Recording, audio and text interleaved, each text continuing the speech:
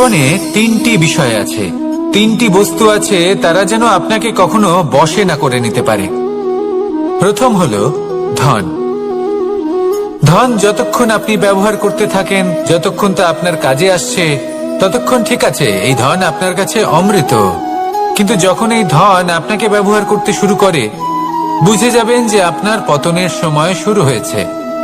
দ্বিতীয় বিষয়, ফেলে আসা অতীত। যাই করুন, আপনি অতীত পাল্টাতে পারবেন না, আর এই সত্যিটা আপনিও জানেন।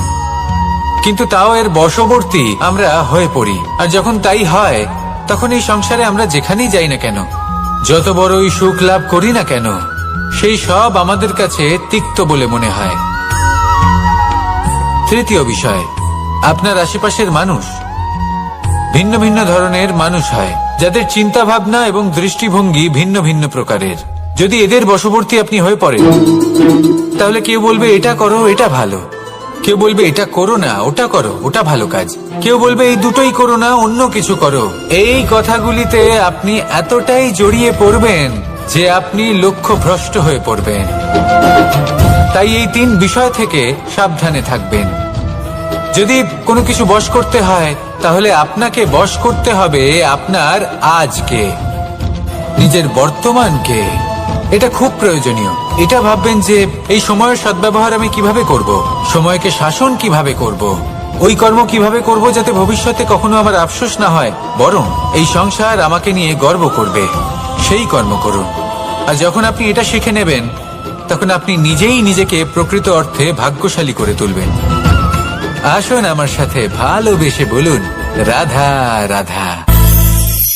মানুষ যখন এই সংসারে প্রবেশ করে, অর্থাৎ জন্মগ্রহণ করে, তখন নিশ্চিন্তে থাকে, আনন্দে থাকে। কিন্তু যেইমাত্র তার মধ্যে বোধশক্তি আসে, তখন সে চিন্তা করতে শুরু করে। চিন্তা ভবিষ্যতের, সেই সমস্ত বিষয় নিয়ে চিন্তা করে যা ওর হাতে নেই। তারপর বড় হয়, বিবাহ সম্পন্ন হয়, গৃহস্থ জীবন যাপন করে, তারপর আবার চিন্তায় মগ্ন হয়ে যায়। ভাবে এই যে আমার পরিবার, আমি কি ঠিকমতো তার খেয়াল রাখতে পারছি? কাল যখন আমি এই সংসার থেকে চলে যাব, তখন আমার এই পরিবারের দেখাশোনা কে করবে? শেষ পর্যন্ত এই পরিবার তো আমারই উত্তরদায়িত্ব। যাক, আপনাকে একটা প্রশ্ন করি। এই সংসারে আসার পূর্বে আপনি কি এই প্রশ্ন করেছিলেন, এটা ভেবেছিলেন যে আমাকে ছাড়া এই সংসার কিভাবে চলবে? করেননি, তাই তো? তাই আপনার এটা নিয়ে দুশ্চিন্তা করার প্রয়োজন নেই যে আপনি যখন এই সংসার ত্যাগ করে চলে যাবেন তখন কি হবে। আপনি যখন ছিলেন না, তখনও এই সংসার চলছিল। আপনি যখন এই সংসার ত্যাগ করবেন, তখনও এই সংসার চলতে থাকবে। যদি কোনো বিষয়ের প্রভাব থাকে, তা হলো আপনার আজকের তথা বর্তমানের কর্ম। অর্থাৎ আজ আপনি কি করছেন, কার জন্য মঙ্গল করছেন, কাকে প্রেরণা দিচ্ছেন, কাকে সাহায্য করছেন, কোন উদাহরণ প্রস্তুত করছেন। আপনি এই সংসারে যে ছবি অঙ্কন করবেন, সংসার সেটাই মনে রাখবে।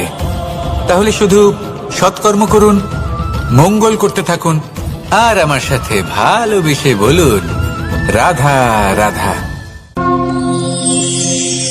আমরা চাই বা না চাই, আমরা সবসময় নয় কোনো না কোনো লক্ষ্যের দিকে এগিয়ে চলেছি, বা কোনো না কোনো যুদ্ধ করেই চলেছি। যেমন যে যুদ্ধ মনের মধ্যে চলছে, সেগুলো হলো অন্তর্মনের যুদ্ধ। যেমন পরিবার প্রতিপালনের যুদ্ধ, কর্তব্য পালনের যুদ্ধ, কোনো প্রিয়জনকে না হারানোর যুদ্ধ। এসব যুদ্ধ মনের মধ্যে চলে, এবং সেদিক থেকে দেখতে গেলে আমরা হলাম এই সংসারের সব থেকে বড় যোদ্ধা, তাই না? কিন্তু এই সব যুদ্ধে যদি আপনি জয়ী হতে চান, তাহলে তিনটি বিষয় আপনাকে মাথায় রাখতে হবে। প্রথম হলো, সেই ব্যক্তি যিনি এই যুদ্ধে পরাজিত হয়েছেন, তাকে নিজের থেকে দূরে করে দেবেন না, বরং আপনি তার কাছে যান, তার সাথে কথা বলুন, কথাবার্তা চালান, আলোচনা করুন, তার থেকে পরামর্শ নিন এবং বুঝতে চেষ্টা করুন উনি কি ভুল করেছিলেন, এবং সেই ভুল নিজের জীবনে করবেন না। দ্বিতীয়, সেই ব্যক্তি অগ্রসর হয়ে চলেছেন। আসুন আমার সাথে ভালোবেসে বলুন, রাধা রাধা। মানুষের জীবন হলো তার যাত্রা, এবং প্রত্যেকের জীবনযাত্রার লক্ষ্য হলো আলাদা। এবার মনের মধ্যে এই প্রশ্ন জাগতেই পারে যে এই জীবনের লক্ষ্যটা গুরুত্বপূর্ণ নাকি যাত্রাটা, এবং এই ভাবনায় আমরা কোথাও না কোথাও সব থেকে গুরুত্বপূর্ণ বিষয়ে ভুলে যাই যে সব থেকে গুরুত্বপূর্ণ ব্যক্তিত্ব হলো আমাদের সাথী, আমাদের সহযাত্রী, যার সাথে আমরা এই যাত্রাপথ সুনিশ্চিত করি। এটা খুব গুরুত্বপূর্ণ। আপনি নিজেই দেখুন, মেঘ থেকে বৃষ্টি ঝরে পড়ে, তার লক্ষ্য হলো ধরিত্রী, তার যাত্রাপথ হলো সেই বায়ুমণ্ডল। কিন্তু ও কোন সাথী নির্বাচন করছে তার উপর কত কিছু নির্ভর করে। যদি সাথী হিসেবে ঝিনুককে খুঁজে পায় আর ওই ঝিনুকের ওপরে গিয়ে পড়ে, তাহলে মুক্তয়ে পরিণত হয়। তখন লক্ষ্য কি হয়ে থাকে? ঈশ্বরের আভূষণ। সেখানেই যদি এই জলের ফোঁটা কোনো সাপের সঙ্গ পায়, কোনো সাপের মুখে গিয়ে পড়ে, তাহলে তা পরিণত হয় বিষে। আর তখন লক্ষ্য কি হয়? কারোর প্রাণ হরণ করা। এই উদাহরণ স্থির করে যে আমাদের জীবনে সাথীর নির্বাচন হলো অত্যন্ত আবশ্যক এবং অত্যন্ত গুরুত্বপূর্ণ বিষয়। কারণ সাথীর প্রভাব শুধু যে আপনার পথে পড়বে তা নয়, আপনার লক্ষ্যের উপরও পড়বে। কখনো কখনো কেউ আপনার লক্ষ্য বদলে দেবে, কখনো উচিতভাবে, কখনো অনুচিতভাবে। সেটা আপনার নির্বাচনের উপর নির্ভর করছে। তাহলে একজন শ্রেষ্ঠ সাথী নির্বাচন করুন আর আমার সাথে ভালোবেসে বলুন, রাধা রাধা। মানুষ বর্তমানে নিজের জীবন অতিবাহিত করেন, কিন্তু তার জীবনে অতীতকাল এবং ভবিষ্যৎকাল এই দুটোরই সমান গুরুত্ব রয়েছে। অতীতকাল অতিবাহিত হয়ে গেছে এবং সেটা জীবিত থাকে আমাদের স্মৃতি হিসেবে, এবং ভবিষ্যৎ হলো সেটাই যেটা আমরা শুধুমাত্র কল্পনাই করতে পারি। এবার অতীতের কিছু স্মৃতি এমন থাকে যা আমাদের কাছে আনন্দময় হয় না, তা কটু হয়, দুঃখজনক হয়, যন্ত্রণাদায়ক হয়। আমরা যা কিছুই করি তা বদলে ফেলতে পারবো না, কিন্তু ভবিষ্যৎকাল সেটা আমরা রচনা অবশ্যই করতে পারি, যদি আজ আমরা শ্রেষ্ঠ কর্ম করি। যদি আজকের এই দিনটা আমরা আনন্দের সাথে অতিবাহিত করি, সুখের সাথে অতিবাহিত করি, এক একটা মুহূর্ত আমরা আনন্দ এবং ভালোবাসার সাথে অতিবাহিত করি, আপনার আজকের এই কর্ম আপনার ভবিষ্যৎ নির্ধারণ করবে। আজ আপনি যেভাবে জীবন কাটাবেন তা ভবিষ্যতে গিয়ে অতীতকালে পরিণত হবে। আর তখন আপনি এমন স্মৃতি খুঁজে পাবেন যেখানে আপনি প্রত্যেকটি মুহূর্ত প্রেম এবং আনন্দের সাথে অতিবাহিত করেছেন, এবং সেই স্মৃতি মধুর হবে। তাহলে আজ শ্রেষ্ঠ এবং উচিত কর্ম করুন। আপনি নিশ্চিত রূপে একটি উজ্জ্বল, শুদ্ধ, পবিত্র এবং আনন্দময় ভবিষ্যৎ লাভ করবেন। আসুন আমার সাথে ভালোবেসে বলুন, রাধা রাধা। প্রত্যেক মানুষ নিজের জীবনে হীরক তথা হিরে এবং দর্পণ এই দুই দেখেছেন। এই দুই হলো সাদা এবং এরা দুজনেই আলোর প্রতিফলন ঘটায় এবং এরা দুজনেই উজ্জ্বল হয়ে ওঠে। আপনি হয়তো মনে মনে ভাবছেন যে এটা কি ধরনের তুলনা করছি। একটা হিরে তো রত্ন, তার মূল্য দর্পণের থেকে অনেক গুণ বেশি, কিন্তু হিরে থাকাতে দর্পণের মূল্য কিন্তু কোনো অংশে কমে যায় না, তাই না? মানুষ যখন হিরে নিজের হাতে নেয় তখন সবার আগে কি খোঁজে? দর্পণ, যাতে তার মধ্যে দিয়ে দেখে সে বুঝতে পারে যে সেই হিরে আদৌ তার শোভাবর্ধন করছে কিনা, তাকে ভালো দেখাচ্ছে কিনা, প্রসাধনের জন্য সেটা ব্যবহার করা ঠিক হবে কিনা। অর্থাৎ হীরের উপস্থিতিতে দর্পণের গুরুত্ব কম হলো না, দর্পণের কারণে হীরের মূল্য বোঝা গেল।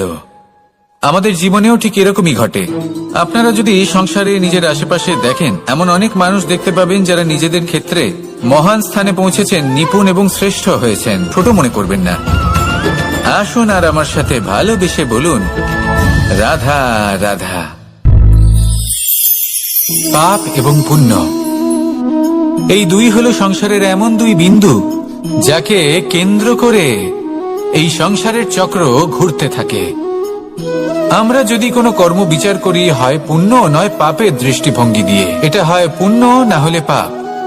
কিন্তু এই পাপ এবং পুণ্য এই দুই নির্ভর করে প্রত্যেক মানুষের ওপর, তার চিন্তাধারা, তার পরিস্থিতির ওপর। ধরুন এমন একজন মানুষ যিনি অনেক দিন ধরে বনে পথ হারিয়েছেন, অনেক দিন হয়তো উনি কোনো খাবার খাননি। এবার এমন পরিস্থিতি চলে এসছে যে এবার যদি উনি খাবার না খান তাহলে হয়তো জীবিতই থাকবেন না। আর এমন অবস্থায় ওনার সামনে যদি কোনো প্রাণী আসে তাহলে তাকে শিকার করা, এটা কিন্তু তার কাছে পাপ নয়, এটা তো জীবিত থাকার একমাত্র উপায়। এটা তার কাছে পুণ্য সম। আর যদি আমি এমন একজন ব্যক্তির কথা বলি যিনি সরল, যিনি একটি সুখী, শান্ত, সুরক্ষিত জীবনযাপন করছেন, তার কাছে কিন্তু এটা পাপ। এইরকমই এই সংসারে ভিন্ন ভিন্ন পরিভাষা আছে পাপ এবং পুণ্যের। তার মধ্যে যদি আমি আপনাকে একটি সরল পরিভাষা দিই, সেটা হলো জীবনে যখনই কোনো কর্ম করবেন সেটা নিয়ে একটু ভেবে দেখুন যে এই যে কাজটা আমি করছি তার ফলে এই যে অন্য মানুষেরা আছেন এই সংসারে, তারা কি দুঃখ পাবেন? যদি তারা দুঃখ পান তাহলে সেটা পাপ। যদি আপনি এমন কোনো কর্ম করেন যার ফলে অন্যরা প্রসন্নতা লাভ করেন, তাদের মুখে হাসি ফুটে ওঠে, যদি তারা প্রেরিত হন, জীবনে সামনে এগোতে পারেন, তাদের বিকাশ হয়, তাহলে এটা হলো পুণ্য। তাই জীবনে সবসময় পুণ্য করতে থাকুন আর আমার সাথে ভালোবেসে বলুন রাধা রাধা। তালা অনেক পুরনো একটা আবিষ্কার। যবে থেকে এই সংসারে বহুমূল্য বস্তু নির্মিত হয়েছে তবে থেকেই এই তালা নির্মাণ হয়েছে, তবে থেকে এর ব্যবহার করা হয়েছে, যাতে উচিত সময় এলে পরে আমরা আমাদের বহুমূল্য জিনিসগুলো সুরক্ষিত রাখতে পারি এবং সময় এলে পরে বের করে সেগুলি ব্যবহার করতে পারি। এবার একটা গুরুত্বপূর্ণ তথ্য আছে যেটা জানা অত্যন্ত গুরুত্বপূর্ণ, এবং সেটা হলো যে একটা তালা নির্মাণের পূর্বে তা খোলার যন্ত্র অর্থাৎ তার চাবিটি নির্মাণ করা হয়, এবং এটাই জীবনের খুব বড় একটা শিক্ষা প্রদান করে যায়। আমাদের জীবনে যখনই কোনো সমস্যা আসে তখন ভয়ভীত হওয়ার কোনো দরকার নেই, কারণ এই প্রকৃতি, এই ঈশ্বর এই সমস্যার সমাধান তথা এর চাবি আগে থেকেই নির্মাণ করে রেখে দিয়েছেন। শুধু দরকার হলো সেই সমস্যার ঊর্ধ্বে উঠে সেই সমাধান খুঁজে বের করা। মানুষ অনেক সময় সমস্যা দেখে ভীত হয়ে পড়েন, চিন্তিত হয়ে পড়েন, নিজের বিবেক হারিয়ে ফেলেন। আপনার শুধু এই মনকে শান্ত করা প্রয়োজন। এই শান্ত মনের সাথে এই সমস্যার নিবারণ খুঁজে নিতে হবে।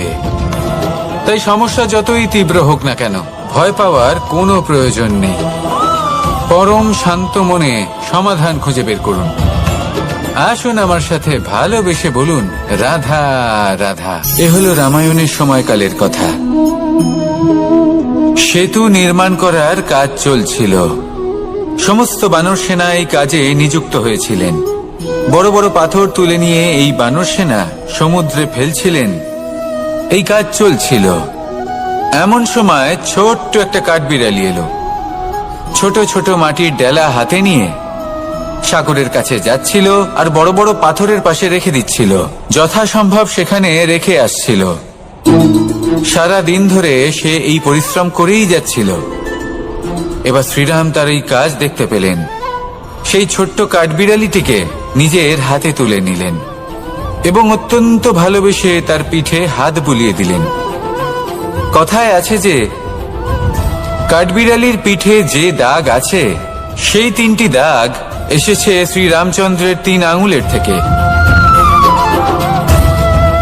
যে কাজ আপনি করছেন তাতে সমস্ত শক্তি প্রয়োগ করুন। যতটা আপনার সামর্থ্য রয়েছে, যতটা আপনার প্রতিভা রয়েছে, সম্পূর্ণভাবে উৎসর্গ করে দিন। ঠিক এমন ভাবে কর্ম করুন। সেই কাঠবিড়ালি কিন্তু তাই করেছিল। সেই জন্য শ্রীরামের সাথে সেও সেই কাহিনীতে অমর হয়ে গেছিল। সম্পূর্ণ শক্তি প্রয়োগ করুন, সম্পূর্ণ সামর্থ্যের সাথে কর্ম করুন, কারণ এটাই হলো শ্রেষ্ঠ পথ কোনো কর্ম করার। আসুন আমার সাথে ভালোবেসে বলুন রাধা রাধা। মানুষের জন্ম কখনো তার ভবিষ্যৎ নির্ধারণ করতে পারে না। হ্যাঁ, ওর জীবনযাত্রা অবশ্যই সুখময় হতে পারে। নির্ভর করে যে ও কোন পরিবারে জন্ম নিচ্ছে, তার পরিবার পরিজন কে হন, তার মাতা পিতা কে হন, তাকে কেমন শিক্ষা দেওয়া হয়েছে, কেমন ভাবে পালন করা হচ্ছে। সে কিন্তু কুপাত্রও হতে পারে, আবার সুপাত্রও হতে পারে।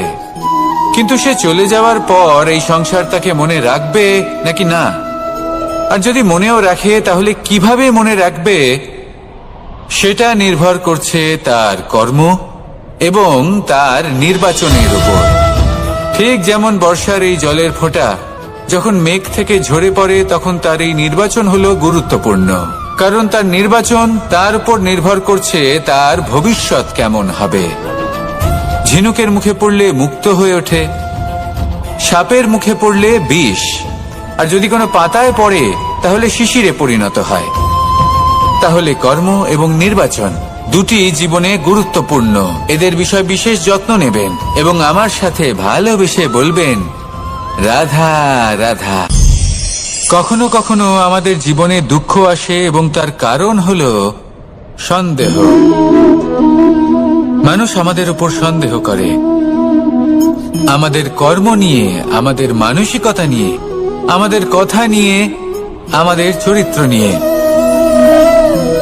কখনো কখনো আমরা শুভ উদ্দেশ্য নিয়ে কারোর মঙ্গল কামনা করি, তার জন্য কোনো ভালো কর্ম করি, এবং সেই ব্যক্তি আমাদের বন্ধুত্ব নিয়েই, আমাদের সম্পর্ক নিয়ে, আমাদের সততা নিয়ে প্রশ্ন করতে থাকে, আমাদের সন্দেহ করে। তখন আমাদের দুঃখ হয়, কিন্তু এটা হওয়া উচিত নয়। কারণ যখনই কোনো ব্যক্তি আপনাকে সন্দেহ করছে তাতে আপনারই মূল্য বৃদ্ধি পাচ্ছে। এবার আপনি বলবেন এ কি করে সম্ভব হতে পারে? একটা কথা বলুন, আপনি কখনো শুনেছেন যে কয়লার শুদ্ধতার পরিমাপ করা হচ্ছে? শোনেননি, কারণ এমনটা কখনো হয়ই না। শুদ্ধতার পরখ শুধুমাত্র সোনার ক্ষেত্রে করা হয়, শুধুই তার শুদ্ধতা নিয়ে সন্দেহ প্রকাশ করা হয়। এই সোনাকে পরখ করা হয়, আর যখন এই সোনা এই পরীক্ষায় উত্তীর্ণ হয় তখন সেই সোনা কতটা মূল্যবান সেটা সংসার জানতে পারে। সেই রকমই এই সংসার আপনাকেও পরখ করবে। যখন আপনি এই পরীক্ষায় উত্তীর্ণ হবেন তখন আপনার মূল্য কতটা অধিক সেটা এই সংসারও জানতে পারবে। সেই জন্য যখনই কেউ আপনার উপর সন্দেহ করবে দুঃখ পাবেন না, শুধু এই কথাটার খেয়াল রাখবেন আপনি কি উচিত পথে চলেছেন, উচিত কর্ম করছেন। সকলের প্রতি আপনার মনে যেন সদ্ভাবনা থাকে, এবং হ্যাঁ, আপনি যেন আমার সাথে ভালোবেসে বলেন রাধা রাধা। আমরা সবাই সূর্যকে সম্মান করি, ওনাকে শ্রদ্ধা করি, ওনাকে পুজো করি। এই সূর্য আমাদের শক্তি প্রদান করেন, প্রকাশ প্রদান করেন। কখনো কখনো উষ্ণতা এতটাই বাড়িয়ে তোলেন, এতটাই তপ্ত করে তোলেন, আমাদের একথা মনে হয় যে আমাদের এই শরীর জ্বলে যাচ্ছে। তখনও আমরা বিরোধিতা করি না, তাকে কটু কথা শোনাই না, আমরা সসম্মানে তা গ্রহণ করি। কেন কেন করি? কারণ আমরা জানি যে সন্ধেবেলা যখন সূর্যাস্ত হবে তখন শুধুমাত্র অন্ধকার বাকি থাকবে। ঠিক কিছুটা এরকমই হয় আমাদের মাতা পিতাও, যিনি আমাদের জন্ম দেন, আমাদের ভরণ পোষণ করেন, আমাদের বড় করেন, আমাদের প্রেম প্রদান করেন। কখনো কখনো তাদের মুখ থেকে কটু কথা নিঃসৃত হয়, আমাদের দুঃখ হয়, কিন্তু তখন আমাদের এটা বোঝা উচিত এগুলি নিঃসৃত হচ্ছে আমাদেরই মঙ্গলের জন্য। যেমন সূর্যদেব, উনিও উত্তাপ দিয়ে থাকেন আমাদেরই মঙ্গলের জন্য, যাতে ফসল পাকতে পারে, যাতে জল বাষ্প হয়ে মেঘ হতে পারে, বৃষ্টি হতে পারে, আর এই সংসারে নিরন্তর জলের প্রবাহ থাকে। আমাদের মাতা পিতা, তাদের কঠোর আচরণ, তাদের কঠোর অনুশাসনের পেছনে লুকিয়ে থাকে ওনাদের ভালোবাসা। আমাদের তা বুঝতে হবে, সসম্মানে ওনাদের গ্রহণ করতে হবে। কারণ ঠিক সূর্যাস্তের পরে যেমন চতুর্দিক অন্ধকারচ্ছন্ন হয়ে যায়, তেমনি আমাদের জীবন থেকে যখন আমাদের মাতা পিতা চলে যায় তখন আমাদের জীবনেও শুধু এবং শুধুমাত্র অন্ধকারই ছেয়ে থাকে। সেই জন্য নিজের মাতা পিতাকে সম্মান করুন, ওনাদের ভালোবাসা প্রদান করুন। এই মন আর এই জীবন প্রসন্ন হয়ে বলবে রাধা রাধা। শিশিরের বিন্দু পাতার ওপর পড়ে আর তার গায়ে লেগে থাকে, পাতা তাকে শুষে নিতে পারে না। আর শেষ পর্যন্ত সে ঝরে পড়ে যায়। অন্যদিকে রয়েছে মেঘ এবং চাতক। এদের মধ্যে অনেক দূরত্ব থাকে। মেঘ থাকে আকাশে আর চাতক থাকে ধরিত্রীতে। কিন্তু যখন এই মেঘ থেকে বৃষ্টি ঝরে পড়ে, এই চাতক কিন্তু সেই জলই পান করে, নয়তো সে তৃষ্ণার্ত থেকে যায়। এবার অন্যদিকে দেখলাম শিশির বিন্দু আর পাতার এই সম্পর্ক। এরা খুব কাছাকাছি থাকে, ঘনিষ্ঠও থাকে। অন্যদিকে রয়েছে মেঘ এবং চাতকের সম্পর্ক, যাদের মধ্যে অনেক দূরত্ব থাকা সত্ত্বেও তারা খুব ঘনিষ্ঠ, তাই না? এই সারমর্ম খুব সরল। এই নৈকট্য, এই দূরত্ব, তা আপনার সম্পর্কে প্রভাব কিছুতেই ফেলতে পারে না। এই নৈকট্য, এই দূরত্ব, এইসব হলো শুধুমাত্র মনের ব্যাপার। কখনো আপনি অনুভব করেছেন আপনি কারোর থেকে অনেক অনেক দূরে আছেন, অনেক দূরে আছেন, তাও সেই ব্যক্তির প্রতি আপনি টান অনুভব করেন। সেখানে আপনি কারোর সাথে প্রত্যেক দিন অতিবাহিত করেন, সমস্ত জীবন অতিবাহিত করেন, সব থেকে বেশি সময় তার সাথে অতিবাহিত করেন, তাও তার প্রতি সেই টান অনুভব করেন না। এই সংকেত হলো মনের দূরত্বের। তাহলে মনের এই দূরত্ব দূর করুন আর আমার সাথে ভালোবেসে বলুন, রাধা রাধা। পাখি কখন জন্ম নেয়, কখন উড়তে শেখে, কখন বাসা বানাতে শেখে, কখন নিজের মৃত্যু লাভ করে, এসব আমাদের মধ্যে কেউ জানি না। কিন্তু পাখি একটা কথা খুব ভালো করে জানে, যে এই সংসারে ও যা কিছুই করুক না কেন, এই সংসারের ওকে নিয়ে কিচ্ছু যায় আসে না। এবার আমরা কি করি? কোনো কাজ করার আগে আমরা এটা ভাবি যে এই সংসার যদি আমাকে দেখে ফেলে, তাহলে কে জানে এই সংসার কি ভাববে, আমার প্রতিচ্ছবি কেমন তৈরি হবে কে জানে, কে জানে কি হবে আদি ইত্যাদি। এই সব ভাবনায় আমরা মগ্ন হয়ে যাই। কিছুটা এমন ভাবে মগ্ন হই যে বর্তমানের কর্মের এই জীবনের যাত্রাপথে সেই সময়ের আনন্দ উপভোগ করতে ভুলে যাই। এবার দেখুন একটা পাখি কি করে। ওর কর্ম হলো গান গেয়ে চলা। ওই পাখি গেয়ে চলে, কেউ ওর গান শুনুক বা না শুনুক, কেউ আদৌ শুনছে কিনা সেই বিষয়টা নিয়ে সেই পাখির কিছুই যায় আসে না। সেই পাখি নিজের কর্ম করতে থাকে। হয়তো সেই জন্যই আপনি কখনো কোনো পাখিকে কাঁদতে দেখবেন না। এরকমই আপনাকে নিজেকে গড়ে তুলতে হবে। প্রথমে নিজেকে জিজ্ঞেস করুন, এই যে কর্ম আমি করতে চলেছি সেটা কি উচিত? যদি আপনার মনে হয় সেটা উচিত, তাহলে সেটা প্রমাণ করুন। এটা ভাববেন না যে এই সংসার কি ভাববে। আসুন আর আমার সাথে ভালোবেসে বলুন, রাধা রাধা। আজ আমি আপনাকে একটা ছোট্ট কাহিনী শোনাবো। এটা কোনো এক সময়ের কথা। দুজন বোন জাঁতাকলে গম পেশাই করছিলেন, আর ওনাদের মধ্যে যিনি ছোট ছিলেন তিনি সময় সময় সেখান থেকে ছোট ছোট দানা তুলে খাচ্ছিলেন এবং বিষয়টা উপভোগ করছিলেন। এবার দেখতে দেখতে গম পেশাই সমাপ্ত হলো। এবার পেশাই করা গম নিয়ে সেই দুজন বোন বাড়ি ফিরে আসছিলেন এবং তাদের ফেরার পথে হঠাৎ করে কোথাও থেকে একটি বাছুর চলে এলো। এই দুই বোন ভয়ভীত হয়ে গেলেন আর তাদের হাত থেকে সেই আটা পড়ে গেল, মাটিতে মিশে গেল। এবার এই পুরো ঘটনাক্রমে যদি কারোর বিন্দুমাত্র লাভ হয়ে থাকে, বিন্দুমাত্র আনন্দ পেয়ে থাকে, তাহলে সে কে?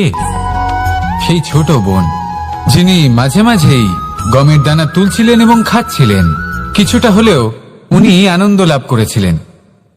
এবার এরকমই হলো আমাদের জীবনে ভক্তি এবং ভালোবাসা সংক্রান্ত বিষয়ে। মানুষ নিজের জীবনের দৈনিক কাজে এতটাই ব্যস্ত হয়ে পড়েন, প্রত্যেকদিন শুধু কাজ কাজ কাজ কাজ করতে থাকেন, আর তাতে ভক্তি এবং ভালোবাসার জন্য সময় বার করতেই পারেন না। দেখুন, জীবনে ভক্তি আর প্রেমের এই যে ছোট ছোট মুহূর্ত আছে, এগুলো যদি আপনি যাপন করতে পারেন, তাহলে তাতেই আপনি তৃপ্তি লাভ করবেন। বাকি সবই আপনার ব্যর্থ বলেই মনে হবে। জীবনে যখনই আপনি কোনো কাজ করবেন, ঈশ্বরের প্রতি সমর্পিত হয়ে সেই কাজ করুন। আর যখনই সময় পাবেন, তাহলে সেই সময় নিজের আপনজনদের দিন। যাদের আপনি ভালোবাসেন তাদের প্রতি যত্নবান হন, তাদের শুভাকাঙ্ক্ষী হন। এই প্রেম আর ভক্তির ছোট ছোট মুহূর্তগুলো আপনার জীবনকে চরিতার্থ করে তুলবে। আসুন আমার সাথে ভালোবেসে বলুন, রাধা রাধা। জীবনে তিনটি বিষয় আছে, তিনটি বস্তু আছে, তারা যেন আপনাকে কখনো বশে না করে নিতে পারে। প্রথম হলো ধন। ধন যতক্ষণ আপনি ব্যবহার করতে থাকেন, যতক্ষণ তা আপনার কাজে আসছে, ততক্ষণ ঠিক আছে, এই ধন আপনার কাছে অমৃত। কিন্তু যখন এই ধন আপনাকে ব্যবহার করতে শুরু করে, বুঝে যাবেন যে আপনার পতনের সময় শুরু হয়েছে। দ্বিতীয় বিষয়, ফেলে আসা অতীত। যাই করুন, আপনি অতীত পাল্টাতে পারবেন না, আর এই সত্যিটা আপনিও জানেন। কিন্তু তাও এর বশবর্তী আমরা হয়ে পড়ি, আর যখন তাই হয় তখন এই সংসারে আমরা যেখানেই যাই না কেন, যত বড়ই সুখ লাভ করি না কেন, সেই সব আমাদের কাছে তিক্ত বলে মনে হয়। তৃতীয় বিষয়, আপনার আশেপাশের মানুষ ভিন্ন ভিন্ন ধরনের মানুষ হয়, যাদের চিন্তা ভাবনা এবং দৃষ্টিভঙ্গি ভিন্ন ভিন্ন প্রকারের। যদি এদের বশবর্তী আপনি হয়ে পড়েন, তাহলে কেউ বলবে এটা করো, এটা ভালো। কেউ বলবে এটা করো না, ওটা করো, ওটা ভালো কাজ। কেউ বলবে এই দুটোই করো না, অন্য কিছু করো। এই কথাগুলিতে আপনি এতটাই জড়িয়ে পড়বেন যে আপনি লক্ষ্যভ্রষ্ট হয়ে পড়বেন। তাই এই তিন বিষয় থেকে সাবধানে থাকবেন। যদি কোনো কিছু বশ করতে হয়, তাহলে আপনাকে বশ করতে হবে আপনার আজকে, নিজের বর্তমানকে। এটা খুব প্রয়োজনীয়। এটা ভাববেন যে এই সময়ের সদ্ব্যবহার আমি কিভাবে করব, সময়কে শাসন কিভাবে করব, ওই কর্ম কিভাবে করব যাতে ভবিষ্যতে কখনো আমার আফসোস না হয়, বরং এই সংসার আমাকে নিয়ে গর্ব করবে, সেই কর্ম করুন। আর যখন আপনি এটা শিখে নেবেন, তখন আপনি নিজেই নিজেকে প্রকৃত অর্থে ভাগ্যশালী করে তুলবেন। আসুন আমার সাথে ভালোবেসে বলুন, রাধা রাধা। মানুষ যখন এই সংসারে প্রবেশ করে, অর্থাৎ জন্মগ্রহণ করে, তখন নিশ্চিন্তে থাকে, আনন্দে থাকে। কিন্তু যেইমাত্র তার মধ্যে বোধশক্তি আসে, তখন সে চিন্তা করতে শুরু করে। চিন্তা ভবিষ্যতের, সেই সমস্ত বিষয় নিয়ে চিন্তা করে যা ওর হাতে নেই। তারপর বড় হয়, বিবাহ সম্পন্ন হয়, গৃহস্থ জীবন যাপন করে, তারপর আবার চিন্তায় মগ্ন হয়ে যায়। ভাবে এই যে আমার পরিবার, আমি কি ঠিকমতো তার খেয়াল রাখতে পারছি? কাল যখন আমি এই সংসার থেকে চলে যাব, তখন আমার এই পরিবারের দেখাশোনা কে করবে? শেষ পর্যন্ত এই পরিবার তো আমারই উত্তরদায়িত্ব। যাক, আপনাকে একটা প্রশ্ন করি। এই সংসারে আসার পূর্বে আপনি কি এই প্রশ্ন করেছিলেন, এটা ভেবেছিলেন যে আমাকে ছাড়া এই সংসার কিভাবে চলবে? করেননি, তাই তো? তাই আপনার এটা নিয়ে দুশ্চিন্তা করার প্রয়োজন নেই যে আপনি যখন এই সংসার ত্যাগ করে চলে যাবেন তখন কি হবে। আপনি যখন ছিলেন না তখনও এই সংসার চলছিল, আপনি যখন এই সংসার ত্যাগ করবেন তখনও এই সংসার চলতে থাকবে। যদি কোনো বিষয়ের প্রভাব থাকে, তা হলো আপনার আজকের তথা বর্তমানের কর্ম।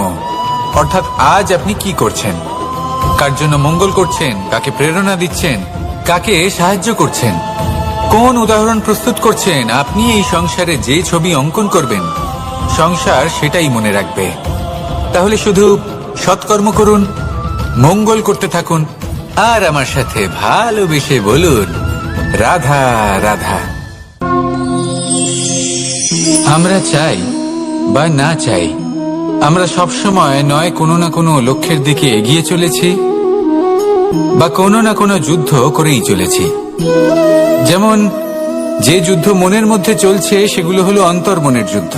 যেমন পরিবার প্রতিপালনের যুদ্ধ, কর্তব্য পালনের যুদ্ধ, কোনো প্রিয়জনকে না হারানোর যুদ্ধ। এসব যুদ্ধ মনের মধ্যে চলে, এবং সেদিক থেকে দেখতে গেলে আমরা হলাম এই সংসারের সব থেকে বড় যোদ্ধা, তাই না? কিন্তু এই সব যুদ্ধে যদি আপনি জয়ী হতে চান, তাহলে তিনটি বিষয় আপনাকে মাথায় রাখতে হবে।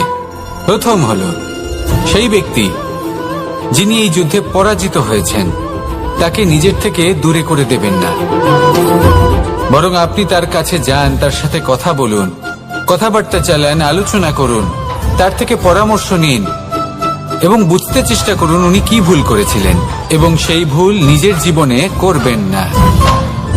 দ্বিতীয়, সেই ব্যক্তি অগ্রসর হয়ে চলেছেন, আসুন আমার সাথে ভালোবেসে বলুন, রাধা রাধা। মানুষের জীবন হলো তার যাত্রা, এবং প্রত্যেকের জীবনযাত্রার লক্ষ্য হলো আলাদা। এবার মনের মধ্যে এই প্রশ্ন জাগতেই পারে যে এই জীবনের লক্ষ্যটা গুরুত্বপূর্ণ নাকি যাত্রাটা। এবং এই ভাবনায় আমরা কোথাও না কোথাও সব থেকে গুরুত্বপূর্ণ বিষয়ে ভুলে যাই যে সব থেকে গুরুত্বপূর্ণ ব্যক্তিত্ব হলো আমাদের সাথী। আমাদের সহযাত্রী, যার সাথে আমরা এই যাত্রাপথ সুনিশ্চিত করি, এটা খুব গুরুত্বপূর্ণ। আপনি নিজেই দেখুন, মেঘ থেকে বৃষ্টি ঝরে পড়ে। তার লক্ষ্য হলো ধরিত্রী, তার যাত্রাপথ হলো সেই বায়ুমণ্ডল। কিন্তু ও কোন সাথী নির্বাচন করছে তার উপর কত কিছু নির্ভর করে। যদি সাথী হিসেবে ঝিনুককে খুঁজে পায় আর ওই ঝিনুকের ওপরে গিয়ে পড়ে, তাহলে মুক্তয়ে পরিণত হয়। তখন লক্ষ্য কি হয়ে থাকে? ঈশ্বরের আভূষণ। সেখানেই যদি এই জলের ফোঁটা কোনো সাপের সঙ্গ পায়, কোনো সাপের মুখে গিয়ে পড়ে, তাহলে তা পরিণত হয় বিষে। আর তখন লক্ষ্য কি হয়? কারোর প্রাণ হরণ করা। এই উদাহরণ স্থির করে যে আমাদের জীবনে সাথীর নির্বাচন হলো অত্যন্ত আবশ্যক এবং অত্যন্ত গুরুত্বপূর্ণ বিষয়। কারণ সাথীর প্রভাব শুধু যে আপনার পথে পড়বে তা নয়, আপনার লক্ষ্যের ওপরও পড়বে। কখনো কখনো কেউ আপনার লক্ষ্য বদলে দেবে, কখনো উচিতভাবে, কখনো অনুচিতভাবে। সেটা আপনার নির্বাচনের উপর নির্ভর করছে। তাহলে একজন শ্রেষ্ঠ সাথী নির্বাচন করুন আর আমার সাথে ভালোবেসে বলুন, রাধা রাধা। মানুষ বর্তমানে নিজের জীবন অতিবাহিত করেন, কিন্তু তার জীবনে অতীতকাল এবং ভবিষ্যৎকাল এই দুটোরই সমান গুরুত্ব রয়েছে। অতীতকাল অতিবাহিত হয়ে গেছে এবং সেটা জীবিত থাকে আমাদের স্মৃতি হিসেবে, এবং ভবিষ্যৎ হলো সেটাই যেটা আমরা শুধুমাত্র কল্পনাই করতে পারি। এবার অতীতের কিছু স্মৃতি এমন থাকে যা আমাদের কাছে আনন্দময় হয় না, তা কটু হয়, দুঃখজনক হয়, যন্ত্রণাদায়ক হয়। আমরা যা কিছুই করি তা বদলে ফেলতে পারবো না, কিন্তু ভবিষ্যৎকাল সেটা আমরা রচনা অবশ্যই করতে পারি, যদি আজ আমরা শ্রেষ্ঠ কর্ম করি। যদি আজকের এই দিনটা আমরা আনন্দের সাথে অতিবাহিত করি, সুখের সাথে অতিবাহিত করি, এক একটা মুহূর্ত আমরা আনন্দ এবং ভালোবাসার সাথে অতিবাহিত করি, আপনার আজকের এই কর্ম আপনার ভবিষ্যৎ নির্ধারণ করবে। আজ আপনি যেভাবে জীবন কাটাবেন তা ভবিষ্যতে গিয়ে অতীতকালে পরিণত হবে। আর তখন আপনি এমন স্মৃতি খুঁজে পাবেন যেখানে আপনি প্রত্যেকটি মুহূর্ত প্রেম এবং আনন্দের সাথে অতিবাহিত করেছেন, এবং সেই স্মৃতি মধুর হবে। তাহলে আজ শ্রেষ্ঠ এবং উচিত কর্ম করুন। আপনি নিশ্চিত রূপে একটি উজ্জ্বল, শুদ্ধ, পবিত্র এবং আনন্দময় ভবিষ্যৎ লাভ করবেন। আসুন আমার সাথে ভালোবেসে বলুন, রাধা রাধা। প্রত্যেক মানুষ নিজের জীবনে হীরক তথা হিরে এবং দর্পণ এই দুই দেখেছেন। এই দুই হলো সাদা এবং এরা দুজনেই আলোর প্রতিফলন ঘটায় এবং এরা দুজনেই উজ্জ্বল হয়ে ওঠে। আপনি হয়তো মনে মনে ভাবছেন যে এটা কি ধরনের তুলনা করছি। একটা হিরে তো রত্ন, তার মূল্য দর্পণের থেকে অনেক গুণ বেশি। কিন্তু হিরে থাকাতে দর্পণের মূল্য কিন্তু কোনো অংশে কমে যায় না, তাই না? মানুষ যখন হিরে নিজের হাতে নেয় তখন সবার আগে কি খোঁজে? দর্পণ, যাতে তার মধ্যে দিয়ে দেখে সে বুঝতে পারে যে সেই হিরে আদৌ তার শোভাবর্ধন করছে কিনা, তাকে ভালো দেখাচ্ছে কিনা, প্রসাধনের জন্য সেটা ব্যবহার করা ঠিক হবে কিনা। অর্থাৎ হীরের উপস্থিতিতে দর্পণের গুরুত্ব কম হলো না, দর্পণের কারণে হীরের মূল্য বোঝা গেল। আমাদের জীবনেও ঠিক এরকমই ঘটে।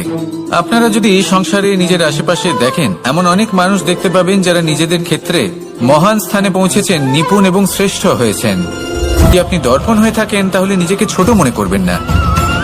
আসুন আর আমার সাথে ভালোবেসে বলুন, রাধা রাধা। পাপ এবং পুণ্য এই দুই হলো সংসারের এমন দুই বিন্দু যাকে কেন্দ্র করে এই সংসারের চক্র ঘুরতে থাকে। আমরা যদি কোনো কর্ম বিচার করি, হয় পুণ্য নয় পাপের দৃষ্টিভঙ্গি দিয়ে, এটা হয় পুণ্য না হলে পাপ। কিন্তু এই পাপ এবং পুণ্য এই দুই নির্ভর করে প্রত্যেক মানুষের ওপর, তার চিন্তাধারা, তার পরিস্থিতির ওপর। ধরুন এমন একজন মানুষ যিনি অনেক দিন ধরে বনে পথ হারিয়েছেন, অনেক দিন হয়তো উনি কোনো খাবার খাননি। এবার এমন পরিস্থিতি চলে এসছে যে এবার যদি উনি খাবার না খান তাহলে হয়তো জীবিতই থাকবেন না। আর এমন অবস্থায় ওনার সামনে যদি কোনো প্রাণী আসে তাহলে তাকে শিকার করা এটা কিন্তু তার কাছে পাপ নয়, এটা তো জীবিত থাকার একমাত্র উপায়। এটা তার কাছে পুণ্য সম। আর যদি আমি এমন একজন ব্যক্তির কথা বলি যিনি সরল, যিনি একটি সুখী, শান্ত, সুরক্ষিত জীবনযাপন করছেন, তার কাছে কিন্তু এটা পাপ। এইরকমই এই সংসারে ভিন্ন ভিন্ন পরিভাষা আছে পাপ এবং পুণ্যের। তার মধ্যে যদি আমি আপনাকে একটি সরল পরিভাষা দিই, সেটা হলো জীবনে যখনই কোনো কর্ম করবেন সেটা নিয়ে একটু ভেবে দেখুন যে এই যে কাজটা আমি করছি তার ফলে এই যে অন্য মানুষেরা আছেন এই সংসারে, তারা কি দুঃখ পাবেন? যদি তারা দুঃখ পান তাহলে সেটা পাপ। যদি আপনি এমন কোনো কর্ম করেন যার ফলে অন্যরা প্রসন্নতা লাভ করেন, তাদের মুখে হাসি ফুটে ওঠে, যদি তারা প্রেরিত হন, জীবনে সামনে এগোতে পারেন, তাদের বিকাশ হয়, তাহলে এটা হলো পুণ্য।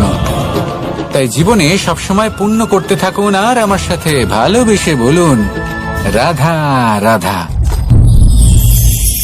তালা অনেক পুরনো একটা আবিষ্কার।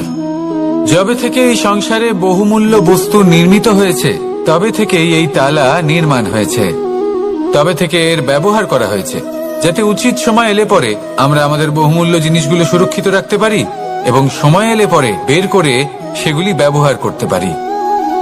এবার একটা গুরুত্বপূর্ণ তথ্য আছে যেটা জানা অত্যন্ত গুরুত্বপূর্ণ, এবং সেটা হলো যে একটা তালা নির্মাণের পূর্বে তা খোলার যন্ত্র অর্থাৎ তার চাবিটি নির্মাণ করা হয়, এবং এটাই জীবনের খুব বড় একটা শিক্ষা প্রদান করে যায়।